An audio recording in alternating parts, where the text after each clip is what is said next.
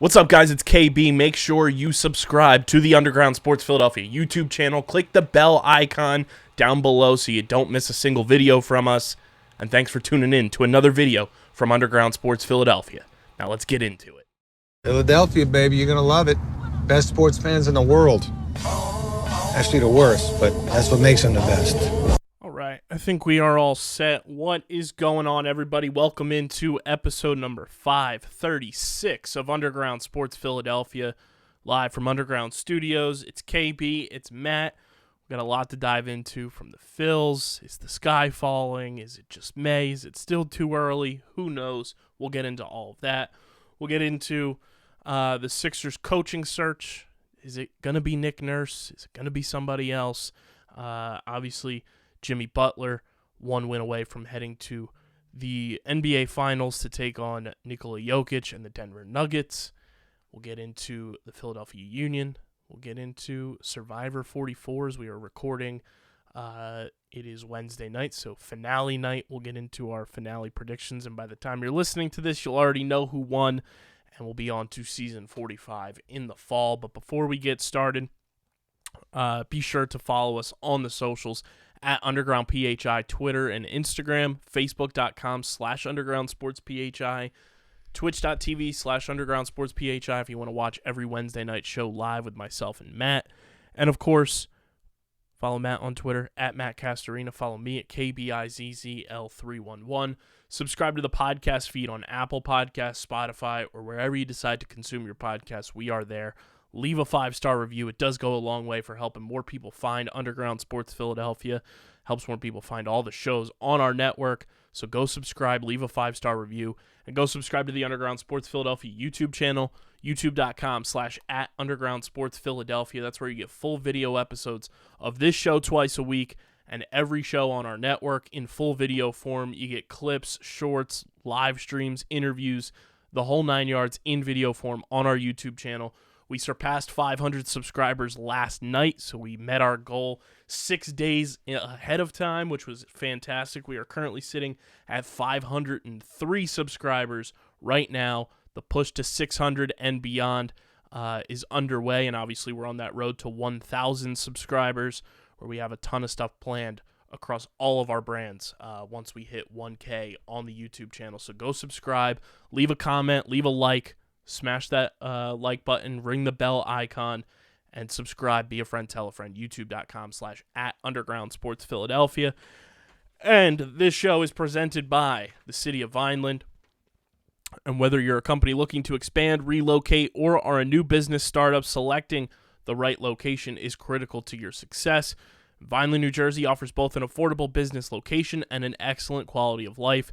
The city's economic development department is a one-stop source for moving your project through the development and approval process. Their goal is to make the process as smooth as possible and to provide the fastest turnaround times in the region. If you are considering potential locations for your operation, contact the Vineland Economic Development Team at 856-794-4100. That's 856-794-4100. Vineland, New Jersey, where it's always growing season. And big thank you to Main Auto LLC, Security 21 Security Systems, Paul J. Gillespie Incorporated, and the Dental Wellness Center of Vineland for their continued support of this podcast. What's going on, Matt? Living the dream. Philadelphia Phillies escape with a salvaged series against the Arizona Diamondbacks. It's brought to you by our merch partners at PHI Apparel Company, the best in the game. We are closing in on dropping some brand new merch for you guys, so stay tuned for that heading into the summer months as Memorial Day right around the corner this weekend, and PHI Apparel Company provides unique designs and high-quality clothing for the great fans of Philly. And with their original designs for all, there's no doubt you'll stand out in the crowd. Our listeners can use promo code UNDERGROUND for 10% off any apparel when you shop online at phiapparel.co. That includes all of our podcast network merch. I know it's, coming out of hoodie season, but you can always get a hoodie, shirts, and we're working on new merch like I mentioned.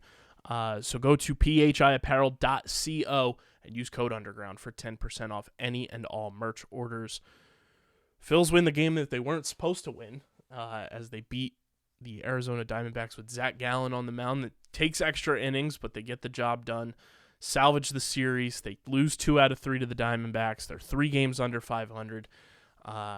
Trey Turner, is he coming to life? Hits a game-tying home run in the bottom of the 9th inning with 2 outs.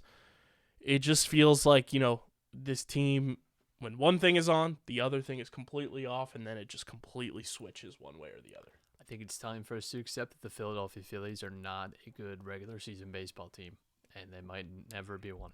They're just not good at this. They're not good at dominating over the course of 6 months, and they haven't been in the last 3-4 years.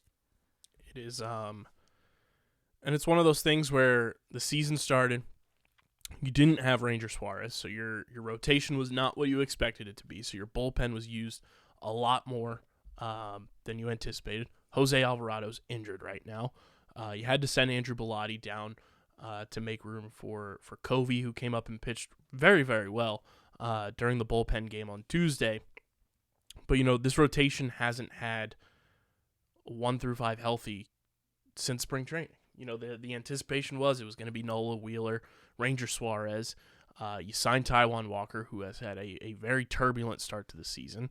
And then you were I think the expectation was you were hoping it was going to be Andrew Painter as your number 5 starter, and trying to navigate through maybe the first couple of months of Bailey Falter, which were an absolute disaster, to say the least.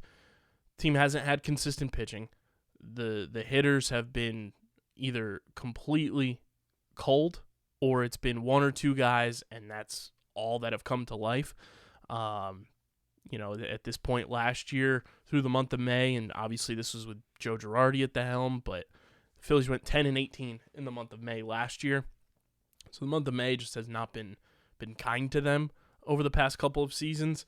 I don't know if it's, this team is just a warm weather team and they're waiting for, June and July to really kick in. And we've obviously seen that throughout the course of Kyle Schwarber's career, where June is very kind to him with hitting the long ball. And I just don't understand some of the lineup construction from Rob Thompson recently. Trey's been struggling mightily, and you continue to put him at the top of the lineup. Like, I get wanting to let him hit through things and work his way through it, but at some point you got to put somebody at the top of the lineup that's going to get on base for you. I don't care if it's, continuing to have Bryson Stott out there and trust these young guys against, same side of the mound pitching. I don't understand the continued scaredness of putting Brandon Marsh in the lineup against the lefty. Dalton Guthrie has had, a couple of hits here and there. He had a great defensive play the other night, but I'd much rather just have Brandon Marsh playing every day as long as he's healthy, and getting quality at-bats for you and working his way through left-handed pitching. So I think something you hit on earlier, too, is important. I really think the Painter injury, they were kind of not banking on him, but I think he was a big pillar on the first few months of the season and how the Phillies expected to sort of plan, and his injury, and it's still unclear when he's returning. I think threw a little bit of a wrench into the Phillies' plans, and that's compounded with other injuries to bullpen, and Ranger Suarez gets injured too, and he's definitely had a slow comeback. He's not come back to his usual form, but we saw that last year too in the first few months of the season. Even when healthy, he didn't have kind of the end of the season that we were hoping was going to become the norm for him. It just feels like these are the same problems the Phillies have had the last few years. They're just the inconsistency, guys going hot and cold. When the pitching is on, the hitting is it's the same stuff over and over again, and that's why I think they just maybe aren't good at the regular season, and maybe it is just about limping to the playoffs, and from there you can hope that your stars, like they did in the fall, hit well and you get good pitching, and that's the recipe. But I don't see this team. One, I don't know that they have the depth really, across the board to be like an Atlanta, right? That is just able to steamroll and sort of very machine-like work their way through a regular season. I just don't know that they have that, and I think that's what makes the Phillies actually. This is what I said last year too. Like you could tell me the Phillies actually win a World Series rather than make the playoffs, just because I think the depth is that much of an issue. But they're top 9, and I think they're top 4 pitchers are just as good as anyone, and that became evident in the playoffs, and I think it's still the same this season. But it does lend itself to these inconsistencies throughout the year where you can't depend in a 162 game season on the same, really 5 core guys to carry you through a year. You can for like a month, but you can't expect that to happen from, April all the way even through June. Like it's not sustainable. It's not going to work that way. And I think that's what you're seeing this year. And it is frustrating. I mean, it's, especially too, because like we say, we'll look back in September at some of these losses and get very frustrated at that. But that has just been the recipe for this team. Like they've never been able to put it together for a really, really long stretch. Like we've seen this team go on like hot streaks, like 10, 11 game win streaks, but they've never had like dominant months and dominant, continuous success in the regular season. And they had a good stretch under Rob Thompson last year, but even that, there was hiccups in there too. It's easy to forget. So yeah, they just have not been a consistent regular season team really in the Bryce Harper era, and I don't see that changing. And I think too, like, kind of expected Bryce Harper's back, that was going to like paper over, and that was just going to carry us through, and it hasn't. And I think it presents the same problems that it did in the second half of last year, where it's like, does kind of cap your flexibility a little bit. Yeah, and I mean, I think the biggest takeaway, and that's why this weekend upcoming and this next 10-game stretch is so important, because not only is it 10 straight games against the NL East, where divisional games are 10x'd this year in terms of importance. If you want to compete in your division, the Phillies have been a bad road team this year. Yeah. They are 14-10 at home, which is, if I'm not mistaken, best win percentage in the entire division at home. On the road, they are the worst road team in the division by far, 9-16 on the road.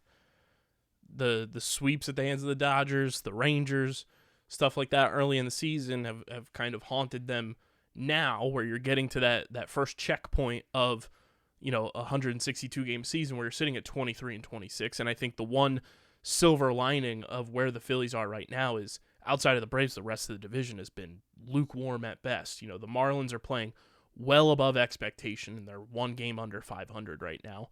The Mets are 1 game over 500, and the Nationals are 8 games under 500, where the Braves are 10 games over. And luckily, hopefully the trend continues, where we talk about it all the time, where up until last year, the Marlins have had the Phillies number, but somehow the Phillies have found a way to really play well against the Braves during the regular season. And the Braves are 12-12 at home this year. So they've been average at home. They've been far better on the road somehow. But hopefully, that trend for the Phillies continues, where you go into Atlanta and you're able to, at worst, hopefully, split a 4-game series this weekend. We'll see. I mean, the next week and a half is really important. It's a big divisional road trip, and I don't love starting it off against the Braves. I just think that could obviously set a really bad tone. But yeah, this has kind of been the series is that we've been looking forward to. What is the plural? I guess series is already plural. Series? Yeah, but it's a weird one. But these are the games that we've been looking forward to for the last few weeks, just because we really haven't played a lot of divisional balls so far, and this is who you're really competing against. Especially a team like the Mets is a team that you could very much be jockeying for position in the wild card come this fall. So getting early season wins like they were able to do over us last year could be really, really helpful to your cause. And it doesn't come at a great time for the Phillies, but also, listen, nothing is going to come at a good time for you, right? It's just, you kind of have to adapt to the season as it goes along. And listen, I think that they have the capacity to do that. But again, I think we're just going to have to get used to maybe being a little frustrated by this team from April to September. I think everyone kind of wants it to be the, Utley, Rollins, Howard era of this team is pencil them in for 95 plus and, enjoy the ride and lots of good times through the regular season. There's going to be a lot of frustrating moments, and I think the team is – and listen, baseball's also gotten a lot better too. And especially even within the division, I think the division is in a better place too than it was during the Phillies premium heyday during our lifetime at least. And I think you could even say the NL as a whole is probably better in that regard too. Standards are higher. It's easy to forget that's 10 years ago. Think of just the advances that have happened in every aspect of the game in 10 years. So it's never going to be as easy as it was. And I don't know this team is going to be cruising to division titles and, again, 95 plus win seasons, 90 win seasons. Like this team is going to be at the mid to high 80s. And that's just, I think, what we have to accept. Yeah. And I mean, looking at this weekend series against Atlanta, the one like benefit on paper, at least for the Phillies, is the rotation kind of lines up the way you want it to. You have Nola going on Thursday. You have Taijuan Walker on Friday. You have Zach Wheeler on Saturday, and then it's kind of a to be determined who your starter is going to be on Sunday Night Baseball. Which that one, good luck. Spencer Strider's on the mound. But everything else is kind of breaking in the Phillies' way on paper. Braves haven't announced a starter yet for Thursday's game. They are throwing Schuster on Friday, who's 1-2 with a 5.49 ERA, and then on Saturday's game, it's going to be Charlie Morton, who's 5-4 with a 3.61 ERA. Yeah. So I mean, it could be worse in terms of seeing Strider not until the end is nice, but the Phillies got to take advantage, especially with their bats, against the lower end of the Braves pitching rotation that they have out right now. And that's kind of been the antithesis, like the whole thesis of this team is like they're gonna outscore you. Like that's the way to win is the best defense is scoring a gazillion runs a season, and they just haven't been able to do it. Hopefully today, Trey Turner hitting that home run is the spark for him finding his approach at the plate. And I mean the young guys, along with Bryce Harper since he's come back, have been the ones kind of carrying this team. Like Bohm, Brandon Marsh, Bryson Stott have been some of the most consistent contributors for this Phillies team through the first 2 months of the season. Yeah, absolutely.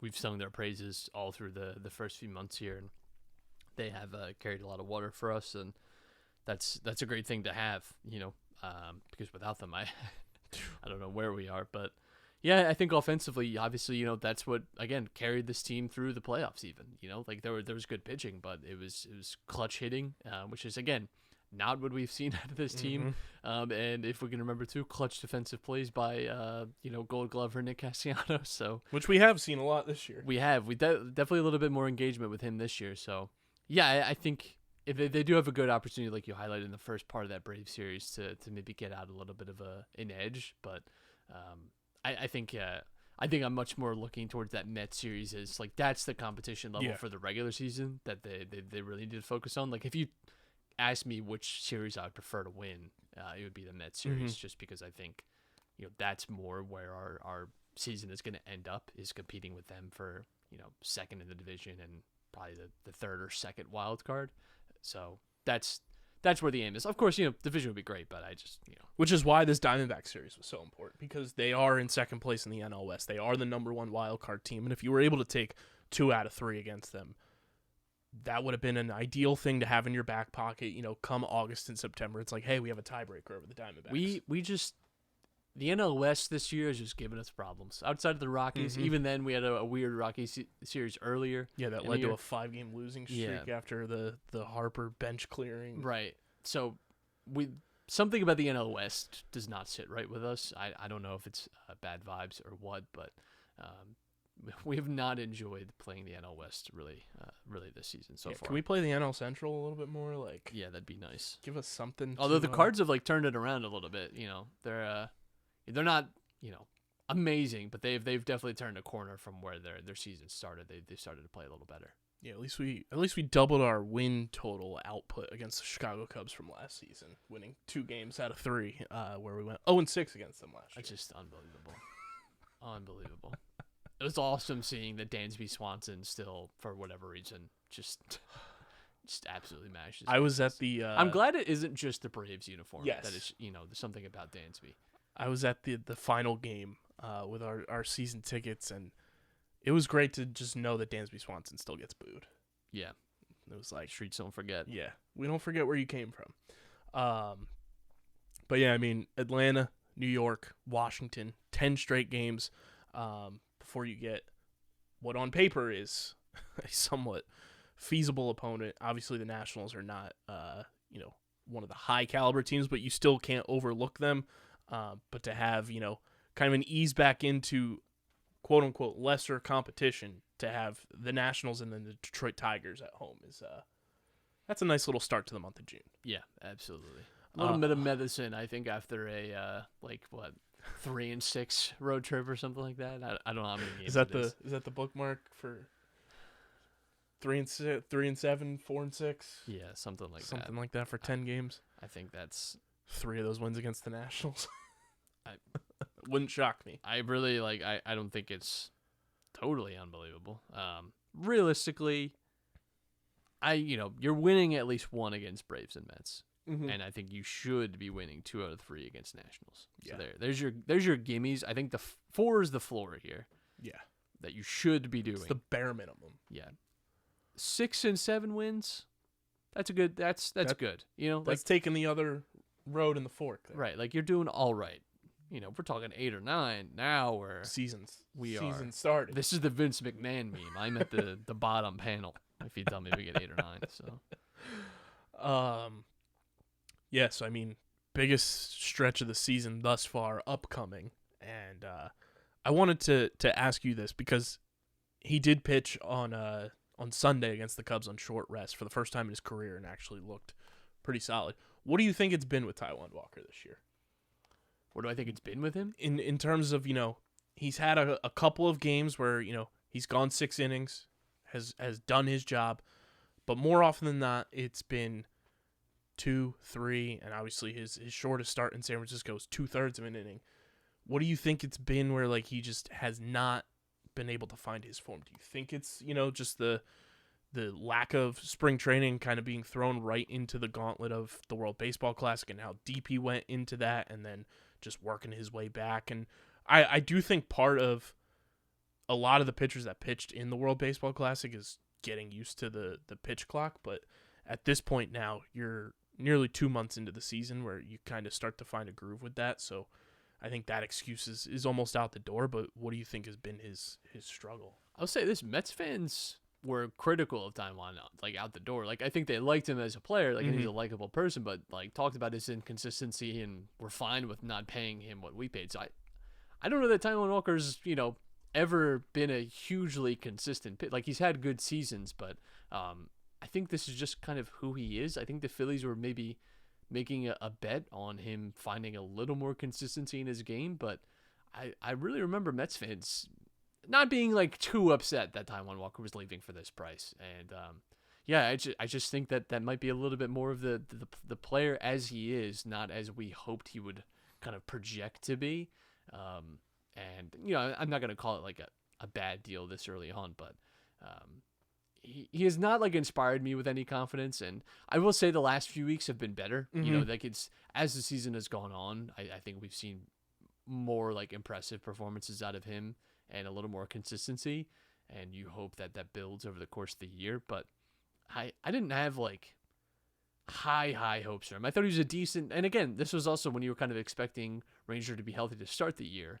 You think that's your number 4 guy. This is your number 4 guy. That's fine. I think a 4 or 5 guy is never going to be dominant. You're not bringing back the 2011 Phillies rotation. Right. You're just that's nobody's not happening doing again. That. Right. And those guys are not going 7-8 innings anymore. Yeah. 6 innings is a great outing now. That is just, it is the opposite of inflation. Where it's now getting 5 2/3 out of your starter is a good night. That is a good night. If you're going 7, now. it's wow. Yeah, 7 is close to what a complete game used to Yeah. be. Honestly, it's just a little bit of a different world now. And I think we all have to adjust our expectations. Because just looking at Taijuan's 2 years with the Mets, which are the 2 full seasons post world shutting down in the short season of the pandemic, he was an all-star in 2021. Had a fantastic first half, but his second half kind of skewed his numbers a bit. He finished with a 4.47 ERA and went 7-11. And then last year he went 12-5 with a 3.49 ERA. Kind of turned some things around.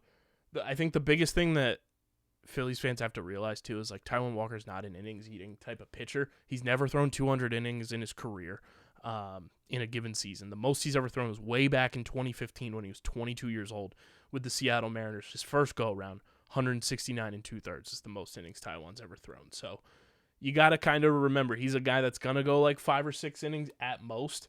But I just think the early inning inconsistencies for him have been so brutal for just taxing this Phillies bullpen. He I think is a pitcher that makes sense with a team with a good bullpen, and I think the Phillies do have an average to above average bullpen, like depending on health and I guess what moon we're playing under at the moment, the way that our bullpen goes. But I think in general the Phillies have a pretty good bullpen. Like it's not, I wouldn't say we have an elite bullpen, but I think he's paired well with that. Like he's a wine that is paired well with a certain type of dish. To look at the five guys that you would want to see coming out of the bullpen on a given night of Strom, Kimbrel, when he's healthy, Jose Alvarado, right. Sir Anthony, who has also been kind of Jekyll and Hyde this year, and then Gregory Soto, who's had like 3 bad outings. Those 5 guys, if you have them coming out of the bullpen behind Taijuan Walker, that's an ideal situation. Right. I think probably an improvement on, a lot of it. It's also easy to forget how bad our 4 and 5s were last year. Yes.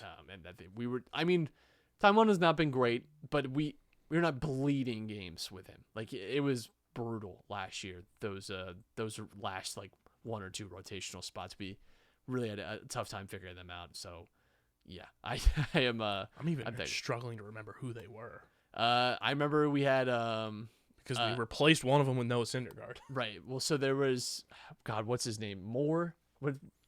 Oh yeah, God, that was last year. Ooh. That was brutal. Matt you Moore. had and Chase Anderson, and then who was it that our Cy Young joke? Oh, Kyle Gibson. Yeah. Who is pitching unbelievable for the Orioles this year. God bless him. Well, he had a listen. He was Cy Gibson for the first month for a reason. Definitely did not continue along that path. But I mean, again, the fact that those names were kind of forgotten in the sands of time already, and how just not great they were. And when I say not great, I mean just stinky, really, really bad. So Kyle Gibson this year for the Orioles, 5-3 with a 4.27 ERA. He wasn't even sniffing that with the Phillies after April. No. He's halfway to his win total of all of last year. God love him. Crazy. God love him. Good for Gibby. But yeah, it's interesting with Taijuan Walker and just kind of monitoring just the way he has performed. I mean, he had a career year last year. 3.49 ERA, below 4 ERA for the first time since his combined season in 2020 between Seattle and Toronto. And his lowest ERA before that was in 2018 2017 because he was injured. He only played in 3 games in 2018. So we'll see what continues with Taijuan, and hopefully, that short rest start, which was the first time he had ever started on short rest in his career, which was pretty impressive too. Hopefully that's the spark for him, kind of finding his touch and being an effective pitcher out of this rotation. But let's get to everybody's favorite segment. It's the NL East and, quite frankly, MLB run differential, which, Matt, I brought it up on Sunday's episode. The bit has gone national. Buster Olney was tweeting about run differential across divisions, and it's finally good to see that our hard efforts over the last 2.5 years are finally being recognized as a stat that should be calculated, quite frankly, in a larger light than some of these stats we put out there for Major League Baseball. Absolutely. Listen, it is like there's certain basketball coaches that say I only need to look at 2 or 3 box score stats to kind of and I can guess with a 90% win rate of who won that game. And listen, I think you are a good team. Yeah, the more you outscore your opponents, it sounds very simple, but I do think it's something come on in football as well. I would say football. I've definitely heard of the last few years too. People really paying attention to point differential in football is a good indicator of, is this team good? Is this team bad? Like the Vikings. Yeah, I think that sparked it. Known frauds. I think and people really use the point differential as a means of making that point. And the run differential segment brought to you by our awesome friends over at Wasted Wedge. More shots, more fun. And we want to tell everybody about a brand new way to drink shots with your friends and family when you're playing golf from our new friends at Wasted Wedge. Wasted Wedge is going to change the way you enjoy celebrating drinking on and off the course. Think about your traditional shot ski you had in college at parties, this giant heavy ski that you have to hot glue glassware to, and it's easily breakable. It's hard to carry around. It's difficult to store. Wasted wedge, it's collapsible, goes right into a carrying bag. Plastic cups, you don't have to use glassware. Nothing's going to break. You can use your alcohol of choice. It's easy to keep clean. And if you're taking it on the golf course, it fits right in the side pocket of your golf bag. Check out their full lineup of Wasted Wedges and merchandise at wastedwedge.com and follow them on Instagram and Facebook at Wasted Wedge. Remember the name, guys, Wasted Wedge and wastedwedge.com. Be sure to follow them on Instagram and Facebook as well and tell them that you're coming from Underground Sports Philadelphia. Matt, the NL East run differential, still the Braves as the only team with a positive output right now at 29-19, 4-6 in their last 10. They have scored the most runs in the division at 247 with a plus 54 run differential overall. And like we mentioned, they're 12-12 at home, 17-7 on the road, and they're sitting at the top there for a reason. The New York Mets, one game over 500 at 25-24. They have scored 209 runs, but have given up 228 even on this recent tear that they've been on. 6-4 in their last 10. They have a negative 19 run differential. And then the stupid class clown Miami Marlins, 24-25, with a negative 57 run differential, which, if I'm not mistaken, is still the worst run differential in the entire National League. Their expected win-loss is 18-31 right now, and they're 24-25. Listen, just trust. It's the Gene Segura effect. Trust the numbers. Trust the pitching. No fraud here. It's all good. They have scored the least amount of runs in the division at 171. Everything that comes out of Florida is totally cool, totally legitimate. It's certainly not a thing with Miami sports teams this time of year for whatever reason, scoring and outplaying what they have been all year, totally defying the odds, thumbing their nose at statistics and just modern medicine. I don't get it. Our Philadelphia Phillies at 23-26 have scored the second most runs in the division at 210, but have given up the most in the division at 241 for a negative 31 run differential. Phillies playing above expectation, though. Their expected win-loss is 21-28. And then the stolen franchise, Washington Nationals, at 20-28, sitting in last place. They have scored 197 runs, given up 221 for a negative 24 run differential. And playing right on par. They have an expected win-loss of 21-27. And the Mets playing above expectation as well, an expected win-loss of 23-26. But looking across all of baseball, very few teams in the National League have positive run differential outputs. And in the negative is the potential Minnesota Vikings-esque fraud. Milwaukee Brewers, 27-22, negative 2 run differential. Then the Pirates, Cubs, and Cardinals all have positive run differentials. The Cincinnati Reds at a negative 45.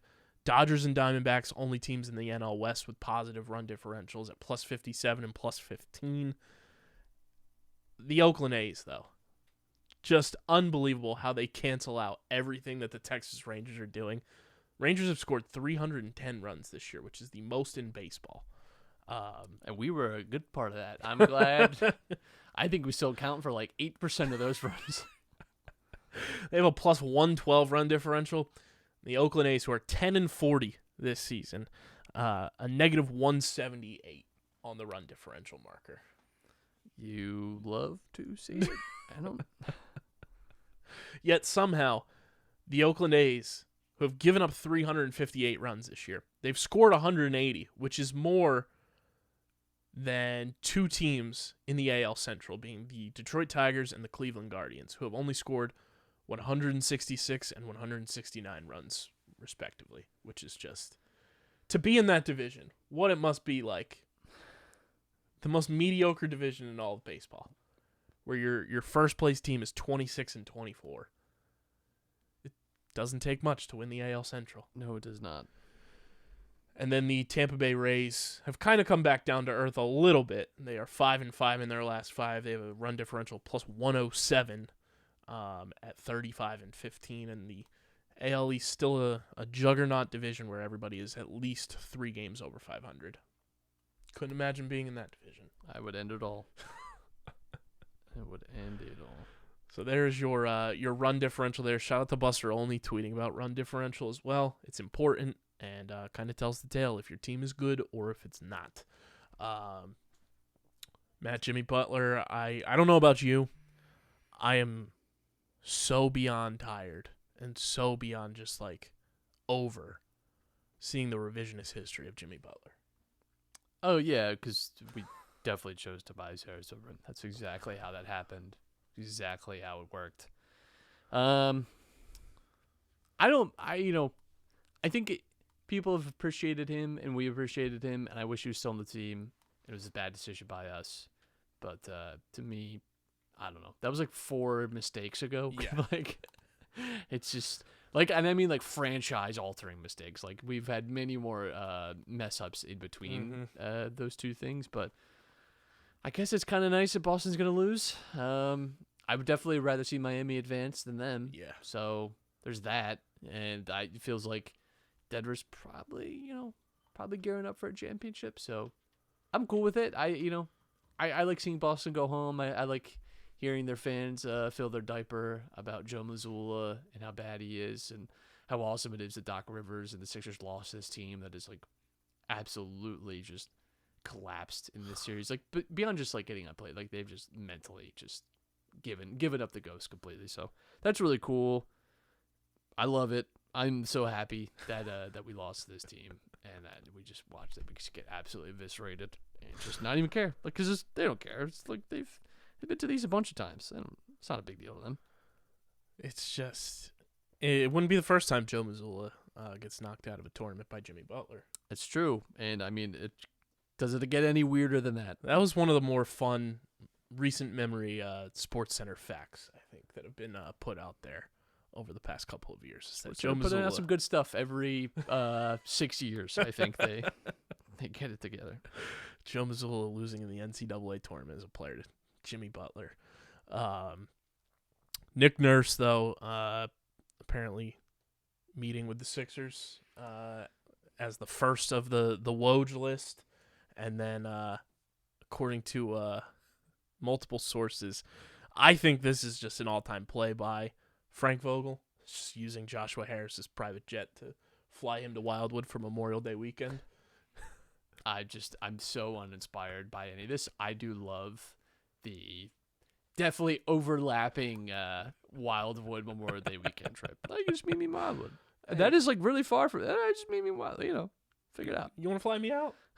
Just come to the shore house. Just truly Instagram model, OnlyFans link in bio behavior by Frank Vogel. I love it. It's a power move for sure.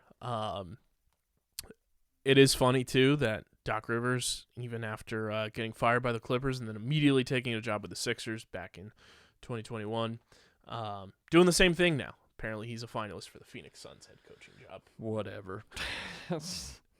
And it checks out because our boy Trill from Ball, 200 golf courses in Phoenix.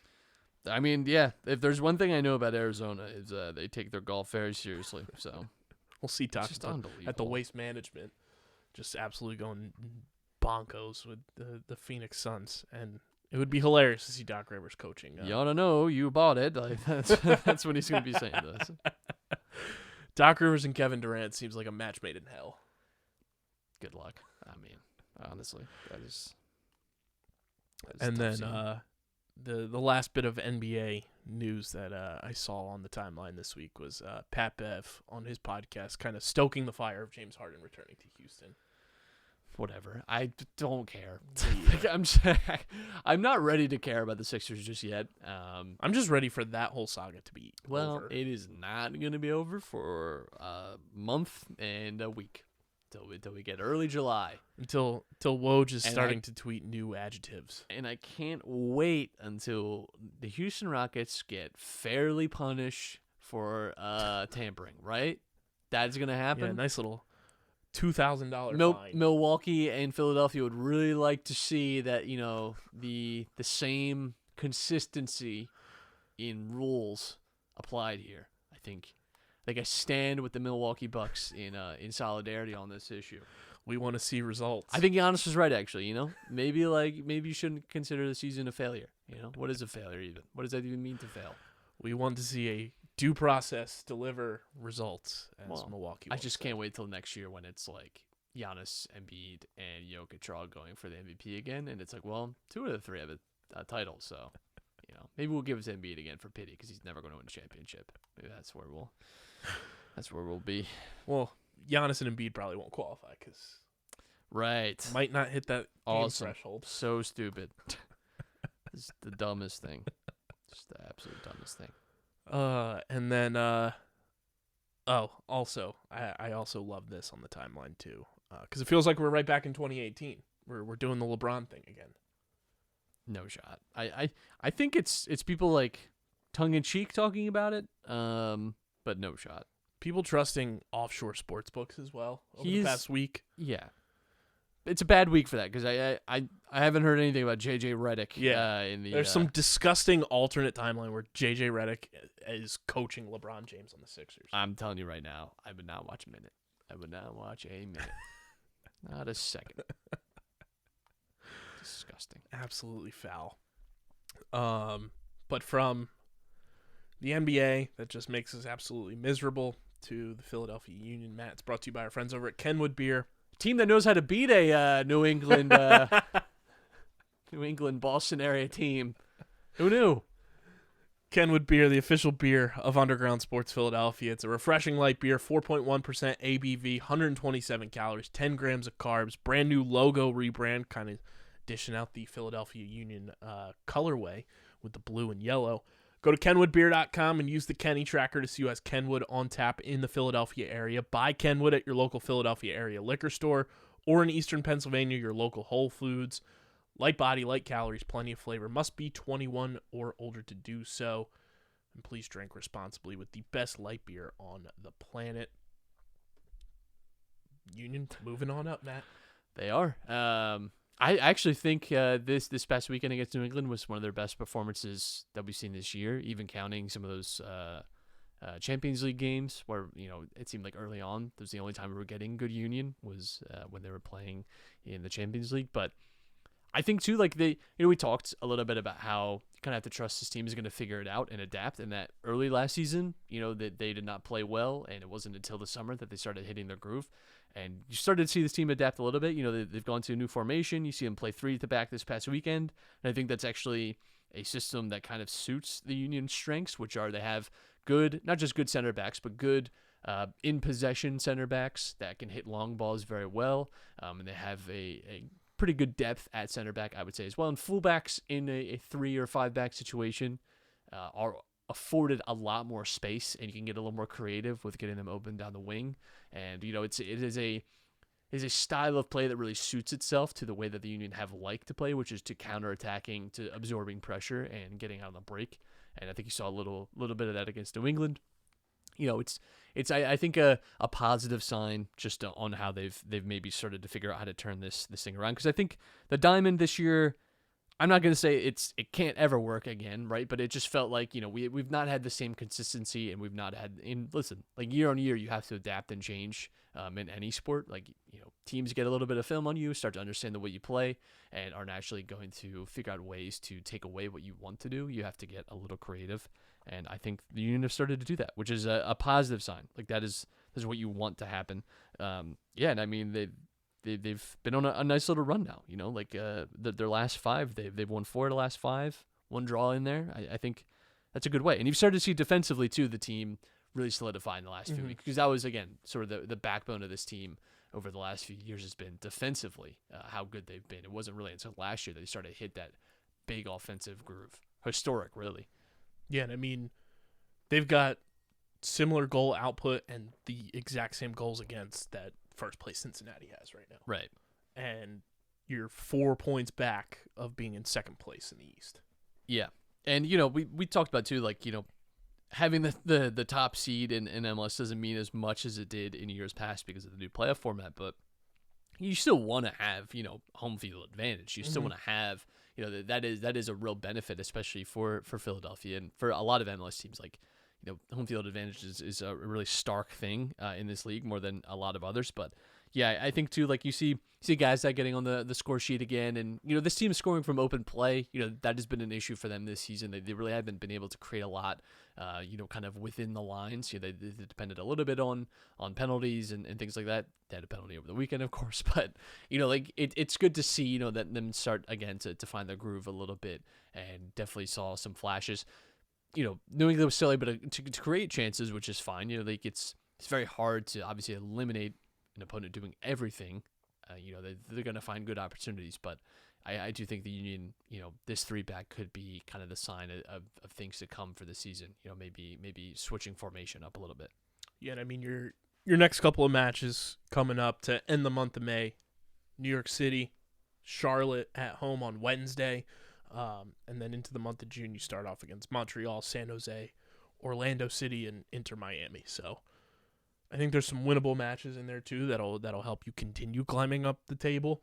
From 5th place to hopefully, in that top 3 range where you're very close to being back to form. And I think, you bringing up where year in and year out you have to adapt. I think Jim Curtin's one of the best, if not the best, at adapting and changing things on the fly. And we saw that in particular last year where, things weren't going their way. They make a couple of moves and the offense starts to click when the weather gets warmer and they go all the way to the MLS Cup. Yeah, I think he's a very, very good manager, and I think he's good at dissecting and analyzing. And listen, like they had a lot of games. I think we talked too about how hard it is to prepare and plan when you have to worry so much about midweek games. And I think now it's not necessarily a coincidence that since they've been out of the Champions League and listen, like it'd be nice to go like deep in like the U.S. Open Cup and things like that. And personally, I would like to see the Union be in those things, and they've been a little unlucky the past few years with some of those. A little bit has been what you might call like schedule losses and things like that. But,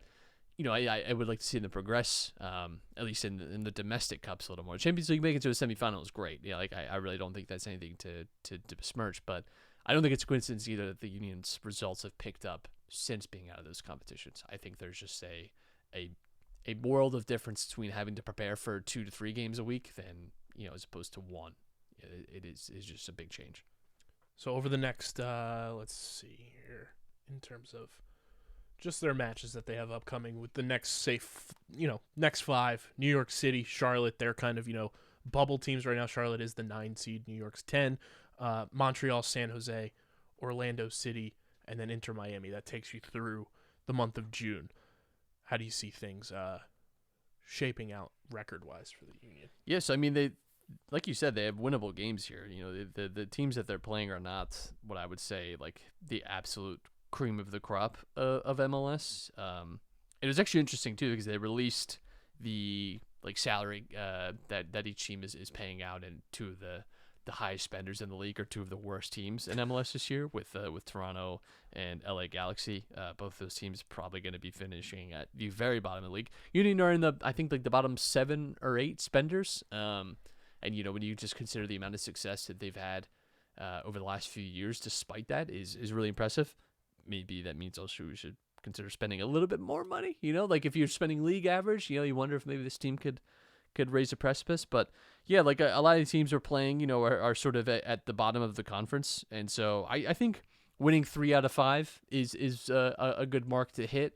And that would obviously lead you to a really, really impressive run of form over the last few weeks if you continue on in that kind of shakeup. And I think 3 out of the 5 for me is like the benchmark for this team over the next few weeks. Yeah, I was gonna say if you can go 3-1-1, probably throw a draw in there one way or another, just some unlucky opportunities, and then, if you can take care of business against kind of the quote unquote lesser competition that you have on this schedule going into, the dog days of the summer, that's gonna be, I think, a huge, step forward for this team to kind of bouncing back, like you said, the early season having both MLS play, Champions League play, U.S. Open Cup, like it's a lot on your plate, and I think now that they're kind of figuring out what their actual schedule is in terms of just preparation and who opponents will be, I think that's been a big benefit for this team.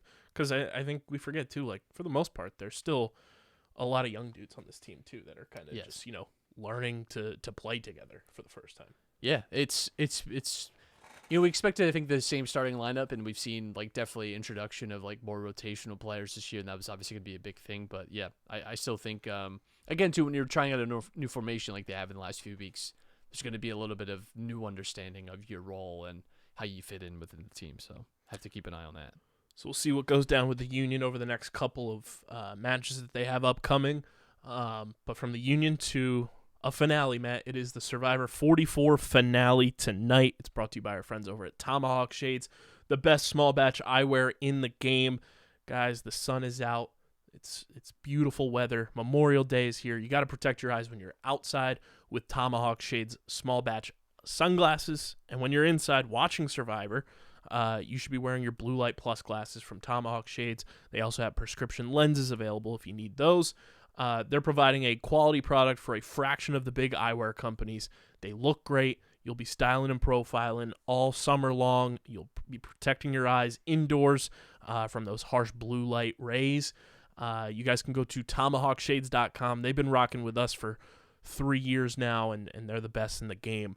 And when you fill up your cart with sunglasses, blue light glasses, everything in between, use code USP for 25% off your order at tomahawkshades.com. That's code USP for 25% off at tomahawkshades.com.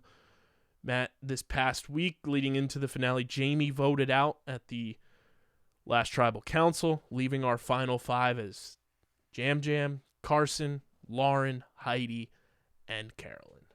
Yeah, and the Tika 3 making it to the final five is really impressive.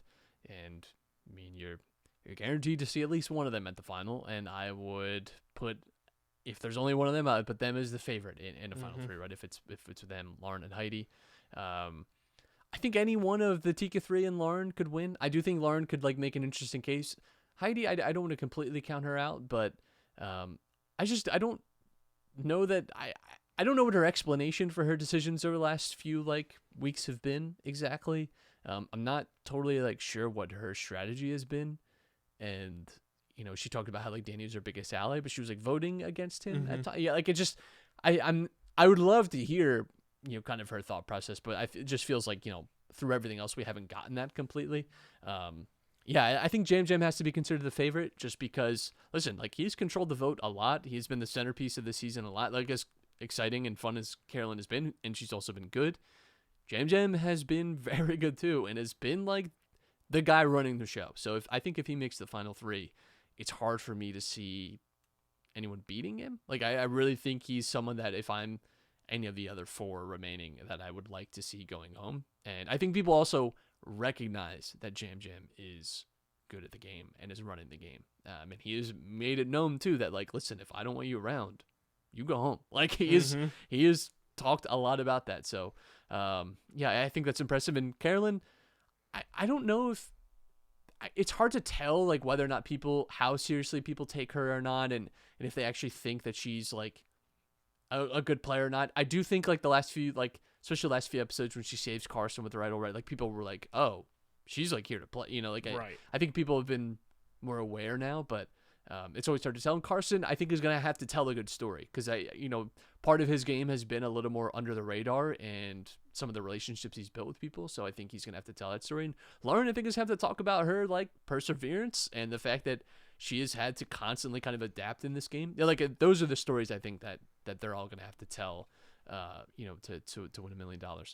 Was it a weird flex by Carolyn to kind of just start like dishing all the tea about idols and who had what and when things were found? I felt that like very like anti her game. I think she might be a little frustrated and she has been at certain times this season where I think she says things that are right and smart and good observations and people don't take her seriously enough. And I think too, like, she's, I think, aware that she might be having to defend her case to the jury. And it's good to not all of a sudden at the jury be like competent. It's good to show or like lay the groundwork before then. Like, hey, like I know what's going on. Like I'm not an idiot. And I'm like aware and I've been an active player this entire game. Yeah, it's going to be interesting to see, who are the next two voted out. If you had to place a responsible wager on who walks away as Survivor 44 champion, I think it's just, think it's Jam. Again, because he's the most confident. I think that if he gets to a Final Three is winning. It's about getting there, of course. But yeah, if I was gonna just place a wager on anyone, it would be Jam, and I think he'd probably be odds-on favorite. Yeah, I saw something when I was clicking to go to the cast. He is the favorite to win going into tonight. I think wild card is Carolyn though. Carolyn for sure. And it's hard to say because, like, listen, we've gotten a lot of them on our screens all season. So, anyone remaining, I think has at least a decent chance. Of course, if you're in the final five, of course. But the only one I would be like, what is if Heidi won? It's because I just haven't seen it, and again, maybe she gets to final tribal, and it all makes sense to me and makes sense to everyone on the jury, but. It does feel most likely it's someone from the Tika tribe walking away with $1 million. If I'm not mistaken, if Carson wins, he's the youngest winner ever. Yeah, I mean he's been spectacular. Like when you consider that, especially in recent history too. Like in the last few seasons, we've had really young contestants, and it's been a little bit of you see Xander get to the end, and it seemed like he just didn't have the emotional maturity to understand how to sell his game, and also that he was maybe not as well loved, and he just maybe didn't read the room well enough. So it'll be interesting to see if Carson finds himself in a different situation, because it does seem like he's been very aware this year. Because since the change to the 26-day format, the youngest is Marianne, who is 24. Yeah, Carson 20. That'd be pretty crazy. See a 20-year-old walk away with the win, but we'll see who gets added to the list, as they'll be joining pretty talented winners, I'd say, across the board, from Marianne, Erica, Gabler last season, and then we'll see who ends up winning Survivor 44, and this is the final season for the time being of 60-minute episodes, where in the fall we go to 90 minutes. Don't know how much that'll change the course of action for the show per se. I don't know if that adds anything to it, but very excited to get more Survivor content going into the fall there. Be sure to follow at Buffs and Snuffs on Twitter, and follow us on the socials at Underground PHI, Twitter, Instagram, Facebook.com/UndergroundSportsPHI. Twitch.tv/UndergroundSportsPHI. Follow Matt on Twitter at Matt Castorina. Follow me at KBIZZL311. Subscribe to the podcast feed on Apple, Spotify, wherever you get your podcasts. Leave a 5-star review. It really does go a long way for helping the show continue to grow, helps more people find Underground Sports Philadelphia. And be sure to subscribe to our YouTube channel, youtube.com/@UndergroundSportsPhiladelphia. We're on that road to 600 subscribers now, as we surpassed 500. By the time you're listening to this, we are at 503 subscribers. So keep it pushing to get to 600, 700, 800, 900, and obviously we have some big things planned for when we get to 1,000 subscribers across the network. So be a friend, tell a friend, youtube.com/@UndergroundSportsPhiladelphia. And this show, as always, presented by the City of Vineland. And the City of Vineland Municipal Calendar features city-organized, city-sponsored, and city-affiliated events that are of public interest. The calendar, which is accessible at vinelandcity.org, is a good way for residents and visitors to build awareness, remain engaged with city government, and participate in local events. You can also follow the City of Vineland on social media via their Facebook, Instagram, LinkedIn, and YouTube pages. Through these tools, you can stay connected to the community and get important announcements about programs and services offered by the city. Vineland, New Jersey, where it's always growing season. And big thank you to Main Auto LLC, Security 21 Security Systems, Paul J. Gillespie Incorporated, and the Dental Wellness Center of Vineland for their continued support of this podcast. And be sure to get your merch at phiapparel.co. Use code Underground for 10% off any and all merch orders. This has been episode number 536 of Underground Sports Philadelphia. Next week, we'll have DJ in studio. He will be here as we have NCAA lacrosse championships, and next weekend, Premier Lacrosse League underway. So Deej will be in studio for the next week and a half or so. So very excited to have him here. But until then, we're getting the heck up out of here, and we are signing off. Peace.